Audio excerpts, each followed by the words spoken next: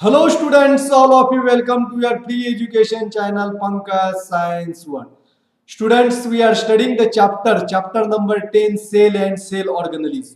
तो बच्चों cell and cell organelles इस चैप्टर के पिछले वीडियो में हमने न्यूक्लियस के बारे में पढ़ा था। आज के इस वीडियो में हमें पढ़ना है endoplasmic reticulum. Endoplasmic reticulum is important cell organelles.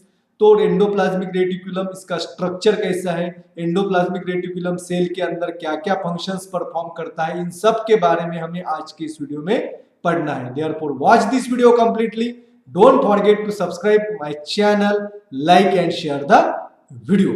तो बच्चों एंडोप्लाज्मिक रेटिकुलम क्या है और कैसे काम करता है, इसको हम कुछ क्वेश्चन से समझेंगे। पहला क्वेश्चन है, how many types of pipelines are there in your buildings और होम। तो आपके घर के अंदर या बिल्डिंग्स में रहते हो, आप अपार्टमेंट में रहते होगे, तो कितनी प्रकार की पाइपलाइंस होती है। तो अलग अलग तरह की पाइपलाइंस होती है। किचन के अंदर एक अलग होती है, बाथरूम के अंदर अलग होती है, बेसिन के अंदर अलग होती है, गार्डन की पाइपलाइन अलग अलग होती है। तो अलग अलग तरह की पाइपलाइंस हमारे घर के अंदर होती है।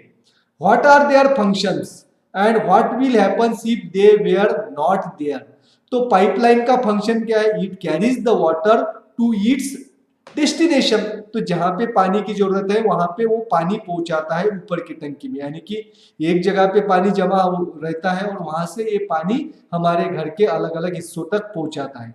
अब यहाँ पे एक क्वेश्चन है, what will happen if they were not there. अगर पाइपलाइन हमारे घरों के अंदर नहीं होगी तो हमें पानी का सप्लाई नहीं मिलेगा। तो इसी तरह से हमारा एंडोप्लाज्मिक रेटिकुलम भी काम करता है बच्चों। तो एंडोप्लाज्मिक रेटिकुलम किसे कहते हैं, the organelle which conducts various substances inside the cell is called as endoplasmic reticulum. जैसे पाइपलाइन हमारे घरों के अंदर पानी पहुंचाती है, उसी तरह एंडोप्लाज्मिक रेटिकुलम सेल के अंदर अलग अलग पदार्थों को एक जगह से दूसरी जगह पे पहुंचाता है।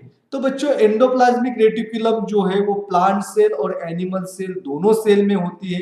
It is the double membrane structure, double membrane structure है। यहाँ पे आप देख पा रहे हैं ये एनिमल सेल की डायग्राम है। This one is the endoplasmic reticulum. आगे समझ में, endoplasmic reticulum is in short it is called as ER.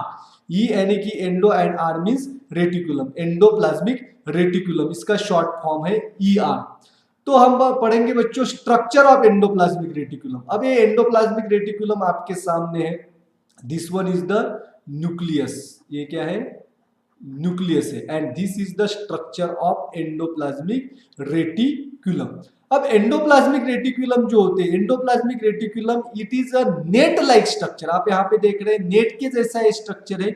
It is comprises of three parts, इसके तीन भाग होते हैं। तो first part is called as cisternae, इसे हम कहते हैं cisternae. Cisternae is a flatten structure which is arrange in parallel bundle. Flat structure है बलून के जैसा और पैरेलल होता है। It is non branching structure.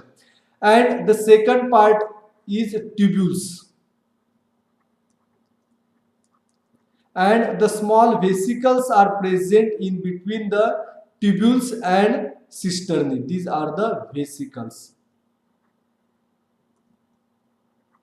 आगे समझ में, this one is the structure of endoplasmic reticulum. अब एंडोप्लाज्मिक रेटिकुलम जो होते हैं दो प्रकार के होते हैं। Types of endoplasmic reticulum, types of ER. तो एंडोप्लाज्मिक रेटिकुलम दो प्रकार के होते हैं। The first is rough endoplasmic reticulum and second is smooth endoplasmic reticulum. Smooth endoplasmic reticulum पहले हम पढ़ेंगे रफ एंडोप्लाज्मिक रेटिकुलम क्या होता है। तो rough endoplasmic reticulum is the endoplasmic reticulum which contains the ribosome on its surface. अब यहाँ पे देख पा रहे हैं दाने के जैसा स्ट्रक्चर आपको यहाँ पे देख पा रहे हैं। These are called as ribosomes. ये क्या है, राइबोसोम्स है। तो जिस एंडोप्लाज्मिक रेटिकुलम के सरफेस पे ऊपर आपको राइबोसोम्स दिखाई देंगे तो उस एंडोप्लाज्मिक रेटिकुलम को रफ एंडोप्लाज्मिक रेटिकुलम कहा जाता है। Rough endoplasmic reticulum it is attached to the nucleus from its inner side and plasma membrane to its outer side and it forms the network between the nuclear membrane to the plasma membrane. तो nuclear membranes को इसकी inner side जो है वो nuclear membrane के साथ जुड़ी हुई होती है और आउटर साइड से वो प्लाज्मा मेम्ब्रेन के साथ जुड़े हुए होते हैं। अब देखिए रफ एंडोप्लाज्मिक रेटिकुलम जो है इसके ऊपर राइबोसोम्स है, therefore it plays an important role in the synthesis of protein. क्योंकि राइबोसोम जो है it is the site of protein synthesis. Ribosome protein synthesize करता है और प्रोटीन सिंथेसाइज करने के बाद ये सिस्टर्नी में फील हो जाता है, फिर उसके वेसिकल्स तैयार होते हैं और वेसिकल्स में वो प्रोटीन भरा जाता है और ये प्रोटीन जो है फिर गोल्गी कॉम्प्लेक्स के पास फर्दर प्रोसेस के लिए पहुंचाया जाता है। तो rough endoplasmic reticulum helps in the synthesis of protein. अब स्मूथ एंडोप्लाज्मिक रेटिकुलम किसे कहते हैं? It is the endoplasmic reticulum without the ribosomes. जिस एंडोप्लाज्मिक रेटिकुलम के सरफेस के ऊपर राइबोसोम्स नहीं होते हैं उसे स्मूथ एंडोप्लाज्मिक रेटिकुलम कहा जाता है। Generally smooth endoplasmic reticulum is present in the cytoplasm, it is not connected with the nucleus. इसके न्यूक्लियस के साथ कनेक्ट नहीं होता है, न्यूक्लियस के पास नहीं होता है, ये साइटोप्लाज्म में दूसरी जगह पे होते हैं। आगे बच्चों समझ में स्मूथ एंडोप्लाज्मिक रेटिकुलम और रफ एंडोप्लाज्मिक रेटिकुलम में क्या फर्क है? तो रफ एंडोप्लाज्मिक रेटिकुलम के सरफेस के ऊपर राइबोसोम्स होते हैं, इसकी वजह से उसका सरफेस रफ दिखाई देता है, इसीलिए उसे रफ एंडोप्लाज्मिक रेटिकुलम कहते हैं। और स्मूथ एंडोप्लाज्मिक रेटिकुलम उसके सरफेस के ऊपर राइबोसोम्स नहीं होते, इसीलिए उसे स्मूथ एंडोप्लाज्मिक रेटिकुलम कहा जाता है। अब हम उनके फंक्शंस के बारे में पढ़ेंगे। The functions of endoplasmic reticulum. The first is it is the framework that supports the cell.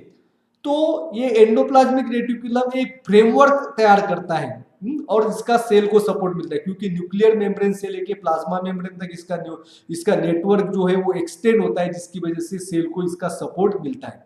Second, conduction of protein. हमने देखा है it is the main function of rough endoplasmic reticulum. ये रफ एंडोप्लाज्मिक रेटिकुलम का function है।